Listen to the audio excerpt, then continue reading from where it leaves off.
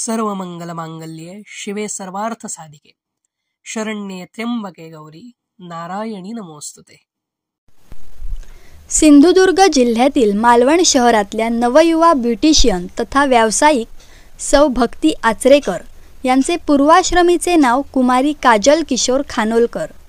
मालवण भरड इथे त्या लहानाच्या मोठ्या होत असताना विविध वरदानांनी त्या सदैव आशीर्वादित होत्या आणि एकत्रित कुटुंब पद्धतीचं आध्यात्मिक उन्नतीचं संस्कारपीठ त्यांना प्राप्त होतं आणि ते भाग्य त्यांना जीवनाच्या पुढच्या टप्प्यात म्हणजे त्यांच्या मालवण देऊळवाड्यातील सासरी देखील सौभाग्य बनून लाभले. ज्येष्ठ आणि लहान अशा जाणीवेत संस्कार, शिकवण आणि घर ह्या संज्ञेत कुठलाही सख्खेपणा, परकेपणा नसतो, उलट ती भलेपणाची दिशा असते अशी त्यांची सहज धारणा आहे. मालवण शहरात प्राथमिक, माध्यमिक तसंच पदवीचं शिक्षण आणि कणकवली येथे पुढील शिक्षण केल्यावर लग्नापूर्वी काही काळ एका कृषी महाविद्यालयात त्या व्याख्याता म्हणून कार्यरत होत्या.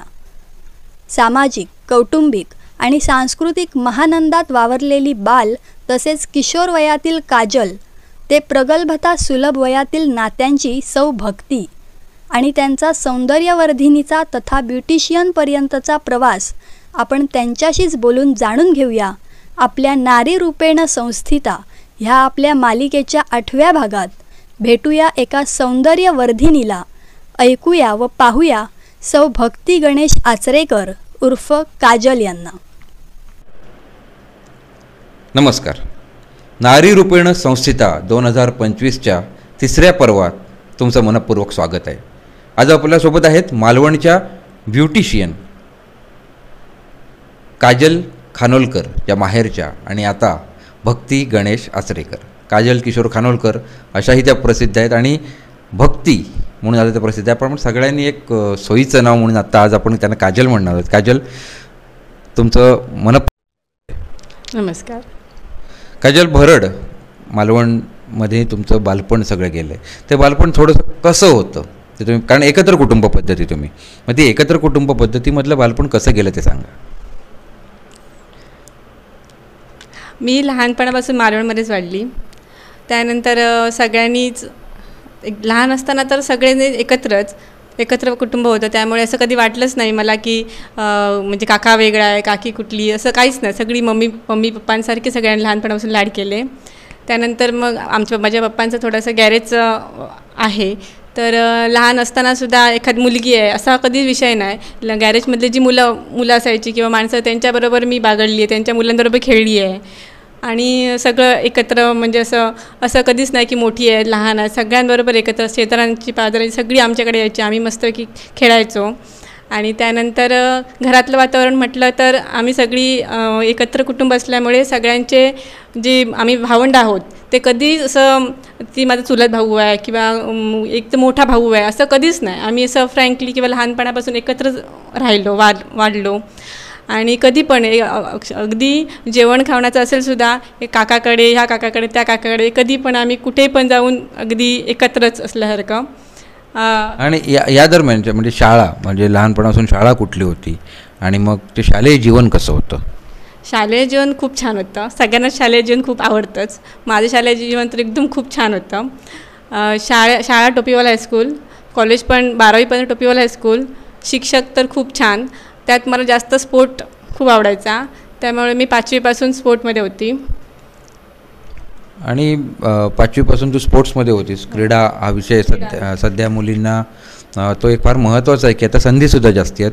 आणि या दरम्यान जेव्हा तू 2014 या दरम्यान हा ब्युटिशियन, कारण आई तुझी एक सामाजिक व्यक्तिमत्व, सामाजिक राजकीय व्यक्तिमत्व, वडील किशोर खानोलकर हे सदैव एक उद्योजक व्यक्तिमत्व, कायम ऑन असलेलं, म्हणजे ते कधी शांत नाहीत. किंवा काका पण तुझे त्याच तसेच क्षेत्रात, वाहन क्षेत्रामधलेच, आणि सगळे बऱ्यापैकी कामांच्याच मागे, किंवा तुमच्या घरातल्या ज्या स्त्रिया आहेत त्यासुद्धा कुठल्या ना कुठल्या कामातच ह्या असल्यामुळे तुम्ही मुलं हा अभ्यास कसा व्हायचा? कारण बाकी सगळ्या, कारण एक तुझा भाऊ वकीलसुद्धा आहे, एक आणखी वेगवेगळ्या क्षेत्रात आहे, म्हणजे ह्या सगळ्याचा तुमचा अभ्यास कसा व्हायचा? अभ्यास जास्त करून आम्हीच करायचो. तरी पण मम्मीनी खूप आम्हाला पहिल्यापासूनच शिकवलं. भाऊ रोजरीमध्ये होता तरी पण म्हणजे मला असं काही कमी हे केलं नाही.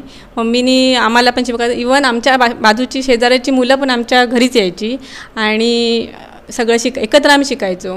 म्हणजे भाऊ पण असायचे, बहिणी पण असायच्या आणि आम्ही आमच्या घरामध्ये एकत्र क्लास कसा असतो तसा संध्याकाळची सगळेजण एकत्र बसायचो आणि सगळ्यांना सगळा अभ्यास करून घ्यायचो. म्हणजे तुझ्या काकी म्हण, आई म्हण किंवा वडील, हा जो सगळा तुमचा गोतावळा आहे खानोलकरांचा, त्या ह्याच्यामधून म्हणजे हे तुझं माहेर झालं. या दरम्यान तुझ्या ज्या काही डेव्हलपमेंट्स होत होत्या त्यामध्ये तू मध्ये लेक्चरर म्हणून पण कार्यरत होतीस एका कृषी विद्यापीठात. तो अनुभव कसा होता? तो अनुभव खूप छान होता. खरं म्हणजे तिकडे माझ्यापेक्षा मोठी मुलं होती कारण तो कृषी विषय होता. तिथे म्हणजे खूप एजड पण लोकं होती, माझ्या वयाची पण मुलं होती. पण त्यांनी मला कधीच असं जाणवून दिलं नाही की मॅडम तुम्ही लहान आहात वगैरे. मी जेव्हा लेक्चर द्यायची ते शांतपणे ऐकायचे. त्यांना जे काय लिहायला वगैरे घालायचे ते शांतपणे हे घ्यायची. खूप छान होता. पण शिक्षकी पेशाच पुढे आपण करूया. ब्युटिशियनचं हे 2014मध्ये तुझं सुरू झालेलंच होतं, पण तिथे शिक्षकी पेशातच आणखीन काहीतरी करावं असं वाटलं का? थोडंफार वाटलं, पण थोडी तब्येत साथ नाही दिली म्हणून. आरोग्याचं जेव्हा झालं तेव्हा तू ब्युटी पार्लर हे निवडलं. आता ब्युटी पार्लर असं नाही, मला पार्लरची आवड आहे आणि पार्लरमध्ये जेव्हा मी काम करते तेव्हा मला खूप रिलॅक्स वाटतं. ते काम करताना असं वाटत नाही की मी काम करते आहे, माझं छंद जोपासते असं मला खूप वाटतं, म्हणून मी ते काम करते. हां, त्यानंतर तू म्हणजे जेव्हा अशी वेळ येते की बाबा मैं तेरी मलका तुकडा हूँ तेरे दिल का, म्हणजे आता तू भरड सोडून देऊळवाड्यात आचरेकरांच्या घरी, की जिथे एक वेगळं तिथे तोच गोतावळा, माणसं भरपूर, पण तिथलं क्षेत्र तुमच्याकडे वाहन आणि हॉटेल क्षेत्रातली माणसं माहेरी आणि तिथे शिक्षकी पेशा अशी माणसं जास्ती. मग त्यावेळी तिथे गेल्यानंतरचा तुझा अनुभव कसा होता? तिथे गेल्यावर असं मला जास्त वेगळं काही जाणवलंच नाही. तिकडची माणसं खूप चांगली आहेत. म्हणजे सांगायचं म्हणून सांगत नाही, पण ते खूप चांगली आहेत. सगळेजण सगळे सपोर्ट करतात.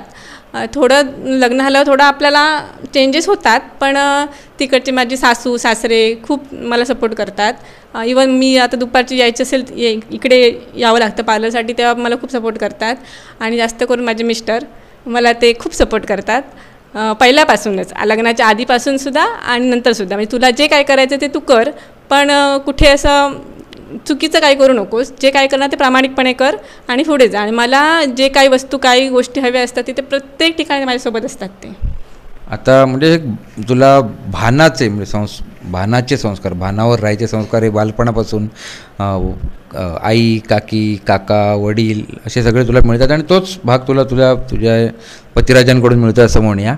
आता जेव्हा तू स्वतः हे करतेस पार्लर, तुझे मालवण भरड इथं तुझं जे पार्लर आहे आणि ह्या पार्लरचं जेव्हा स्वतःचं पार्लर सुरू झालं तेव्हा काय दबाव आला? कारण त्याच्यापूर्वी तू एक थोडा हौशी पद्धतीने करायचीस किंवा तेव्हा थोडं म्हणजे असं तुझं स्वतःचं असं बाहेर काजल ब्युटी पार्लर असं नाव लागलेलं नव्हतं. मग तो अनुभव कसा होता की ते उद्घाटन आणि मग त्यानंतर तुझे आलेले अनुभव कसे होते? पहिले जेव्हा मी शिकली तेव्हा माझी फ्रेंड्स, माझ्या घरातली किंवा माझे शेजारी जे मी ते राहते तिच्या बाजूच्या शेजारी त्यांचं मी सगळ्यांचं घरी जाऊन करत होती. मग त्या लोकांनीच मला हे केलं की प्रोत्साहन दिलं की तू एक एक स्टे हो, आता एकत्र कुठेतरी थांब आणि तुझ्याकडे लोक यायला पाहिजेत आता. म्हणून ते पार्लर मी बेसिक एक रूममध्येच चालू केलं होतं, जेणेकरून लोक माझ्याकडे येऊन मी त्यांचं करीन. पहिल्यांदा मी सगळं म्हणजे बॅग भरून जायची घरोघरी जायची. असं काय नव्हतं मला की मग आईवडिलांचा काही तू कामच केलं पाहिजे, तू पैसाच कमवला पाहिजे असं नव्हतं. मला आवडायचं म्हणून मी जायची. आणि आता जेव्हा पार्लर घातलं तेव्हा मला खूप छान वाटतं आणि सपोर्ट पण खूप चांगला आहे. जरी माझं काही चुकत असेल किंवा मला काही येत नसेल तर शेजारी सांगतात, अरे हा ट्रेंड आला आहे, तो ट्रेंड आला आहे. मग नवीन शिकायला किंवा मोबाईलमध्ये दाखवून किंवा इथे कोर्स आहे तिथे कोर्स आहेत हे सगळीजणं मला सांगतात. किंवा माझ्या घरातलीसुद्धा किंवा इवन सामान वगैरे असतं पार्लरचं ते सुद्धा घरातली माझी वहिनी, माझे भाऊ वगैरे सगळे हे आहे ते आहे असं करून सांगून मी नंतर मग ते हळूहळू माझ्यामध्ये डेव्हलप करत गेली. आणि तसंही तुमचे सगळे घरातले किंवा तुला तसे नीटनेटकेपणाचे सुद्धा संस्कार आहेत. मग तुझ्या घरी असेल, तुझ्या आत्यांच्या असेल किंवा मुंबईला तुमचे जे आहेत, मग त्याचप्रमाणेच एक नेटकेपणा, परफेक्शन एक थोडंसं, मग ते आपल्या दोन्हीकडे कुटुंबाच्या, आचरेकर म्हणा किंवा खानोलकर म्हणा, मग त्या दोन्हीकडच्या कुटुंबाच्या परफेक्शनचा कधी दबाव येतो का? अरे एवढी सगळी परफेक्ट माणसं करायचा प्रयत्न, त्यांची नावं आहेत अशी, बाबा एक कौटुंबिक, मी आता इथे दोनच नाही, असा प्रसंग खूप जणांवर येऊ शकतो की काय आपल्या बाबा घरच्यांचं नाव, मग त्यावेळी तुम्ही मुली कशा पुढे जाता?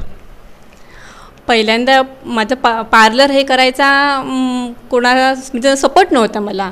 फक्त मम्मी होती की तू तुझ्या पायावर उभी राहा, असं नाही आहे की आता तुला गरज नाही आहे, सगळं पप्पा वगैरे सगळं पुरवत आहेत, सगळं आपलं कुटुंब आहे, पण तू तुझ्या पायावर उभी राहा. हे मम्मीचं पहिल्यापासूनचं एक हे होतं की तुझं कर, तुझं काही तुला जे काय आवडतं ते तू कर, असं मम्मीचं होतं. त्यामुळे मी ते पार्लर आवडतं तर पार्लरच्या क्षेत्रात गेली. मम्मीने खूप सपोर्ट केला आणि त्यानंतर आता हळूहळू म्हणजे चांगलं होत गेलं की मोठमोठे कोर्स पुढचे कोर्स मी आता करत गेली आहे, त्यामुळे थोडं नाव चांगलं होत गेलं. म्हणजे प्रशिक्षण, तंत्रशुद्ध प्रशिक्षणातून स्वतःवरचा दबाव तू घालवत गेलीस. आणि आता जळूवाडा, मराळवाडा, तिथे तुझं जे आपण काय म्हणूया पुढची इनिंग जी तुझी ती सुरू आहे, या दरम्यान आता मी येतो थोडासा स्वयंपाकघराकडे, कारण पुन्हा इथे तुझ्या मम्मी काकी असे विषय आले की त्यांचं त्या बहुतांश त्या तिघींवरही अन्नपूर्णेचा एक वरदान आहे त्यांना, की हाताला चव म्हणतो आपण. हॉटेल इंडस्ट्रीसुद्धा तुम्ही त्याच्यात नाही होता. मग तुझ्या स्वयंपाकघरातले किंवा तुझे अनुभव कसे आहेत? स्वयंपाक मी लहानपणापासूनच करते, अगदी 4वी-5वीपासून. म्हणजे सगळंच असं नाही, पण थोडंफार जे काय असेल, शेंगदाण्याचे लाडू, कुटाचे लाडू, आजी दाखवायची असं कर, तसापासून आम्ही करत गेली. माझ्या बहिणी आहेत त्या माझ्या अशा मोठ्या आहेत, आत्याच्या मुली आहेत त्या मोठ्या आहेत, तर त्यांच्यासोबत असं छोटे कोर्स करत छोटे तसं मी ते काय स्वयंपाक वगैरे, आत्याची आहे, मामाची मुलगी आहे तिच्यासोबत घरी जाऊन घरात काहीतरी असं बनवलं. घरात आम्ही खूप तोडमफोड केली आहे. मिक्सर तोडला आहे, कधी गॅसचं हे बटन तोडून टाकलं आहे आणि असं खूप धमाल केली. रात्रीची आम्ही कसं रात्री करायचो, पण त्यातच आम्ही असं हळूहळू शिकत गेलो. त्यामुळे मला आता अजिबात जेवण करायला टेन्शनच येत नाही. असं कुठलाही पदार्थ असेल नाही कळला तरी मम्मीला, अजूनही मी मम्मीला फोन करून विचारते, मम्मी हे कसं करू ते कसं करू, आणि बनवते. खूप छान अनुभव सांगितला असतो की ही मुलं नववधूंनी किंवा काही नाही कळलं तर अगदी विचारायची सुद्धा आपल्याला थोडीशी एक हे आहे की शेवटी कुठेही शोधण्यापेक्षा आपण जवळच्या सर्वात असेल तर आई असेल की तिथे सासूबाई, म्हणजे आसपास ते जे कोण असेल त्यांना, मामी, अजूनही मामींना विचारते, आईंना विचारते, काकीला विचारते. इवन माझी लहान बहीण आता ती वेगळं शिकली आहे, तिला येत नव्हतं जेवण पण ती शिकली, पण तिचा पदार्थ मला तर आवडतात, तर तिला पण फोन करून विचारते. असं काहीच नाही आहे की सगळ्यांनाच. खरंच खूप हा एक चांगला आहे. आणि स्वयंपाकघर भारतीय संस्कृतीमध्ये किंवा आपल्या रोजच्या कल्चरमध्ये ते फार महत्त्वाचं आहे. दैनंदिन जीवनामध्ये हा एक तो थोडासा संदेश तुझ्याही बोलताना ते जाणवलं की स्वयंपाकाला होय महत्त्व आहे आणि स्वयंपाक करता येणं हा एक महत्त्वाचं अंग आहे प्रत्येक माणसासाठी. आता आपण समारोपाकडे येतो, म्हणजे शेवट आता मी तुला येताना विचारतो की आता 2-3 वर्ष झाली आहेत की त्यानंतर तुझं आता बस्तान हे आता आधुनिक काळानुसार कोण सेटल असं होत नाही, रोज उठून ते करायचं आहे, सगळं त्या धावपळ आहे, बदलतं जग आहे. मग तुझ्यासारख्या ज्या मुली आहेत की त्यांच्या आता नवीन लग्न झालं असेल किंवा 2-3 वर्ष झाली आहेत लग्नाला, असंच काहीतरी उद्योग करतात किंवा नोकरी करत आहेत किंवा त्या घरीसुद्धा असतील पण काही ना काही नाविन्याने करत आहेत, मग अशा सगळ्या जणींना तुझा संदेश काय असेल? म्हणजे प्रत्येकाने काही ना काही करत राहिलंच पाहिजे. बसून राहून फक्त घर आणि मूल, आता हा काळ गेला आहे, त्यामुळे प्रत्येकाने थोडंफार काही आपल्यापुरती का होईना आपलं केलंच पाहिजे. पैसा कमवण्यासाठी नाही, पण घरातनं बाहेर पडलंच पाहिजे आणि समाजाशी, नवीन काळाशी जुळतं घेतलंच पाहिजे. खूप छान. तू काजल प्रथमच ऑन कॅमेरा बोलली असेल. मी इथे पूर्ण एक तुझे कुटुंब, तुझी 2-3 कुटुंब, तू असं मी असं म्हणेन की तुझ्या असे तू प्रतिनिधित्व होतं तुझ्या बोलण्यामध्ये, आणि एकत्र कुटुंब पद्धती, त्यामधून जे शिकता येणाऱ्या गोष्टी, म्हणजे सगळीची जे काय होईल त्यातून पुन्हा नवीन जीवन म्हणजे मुलींसाठी परत तिथे आणखीन नवीन शिकण्याची संधी, म्हणजे किती मोठी संधी असते. एक संस्कृती बघून परत आणखीन संस्कृती बघता येते. काजल, तुझा वेळ दिलास तुझ्या ब्युटी पार्लरच्या व्यवसायाला आणि तुझ्या आरोग्याला आणि तुझ्या कुटुंबियांना सर्वांना आमच्या मनपूर्वक शुभेच्छा. धन्यवाद. तर ह्या होत्या भक्ती आचरेकर उर्फ काजल खानोलकर. त्यांनी आता आपल्याला जे नारीरूपेण संस्थिताच्या माध्यमातून जे विचार सांगितलेत त्या विचारातून एक नक्की आहे की भारतीय कुटुंब व्यवस्था आणि त्याच्यामधले युवा वर्ग हे आहेत सक्षम आहेत, आणखीन सक्षम होत आहेत, अनुभवाने होत आहेत, प्रगल्भसुद्धा होतच राहतील. धन्यवाद.